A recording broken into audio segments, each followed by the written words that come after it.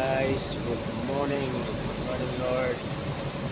Dito kami ngayon sa pool area guys. Dahil nagsuswimming na kami. Ito na si partner guys. Ano siya? Nauna na siyang mag-swimming.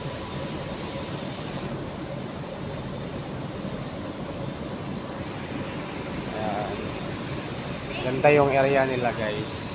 Mahaba yung pool area nila. Maaga kaming naligo guys kasi alas 10 mag-out na kami. Medyo napaaga yung out namin kasi magtatanghalian kami sa labas kasi si Dale yung taga Korea ay babalik na ng Korea, kaya family lunch lang guys.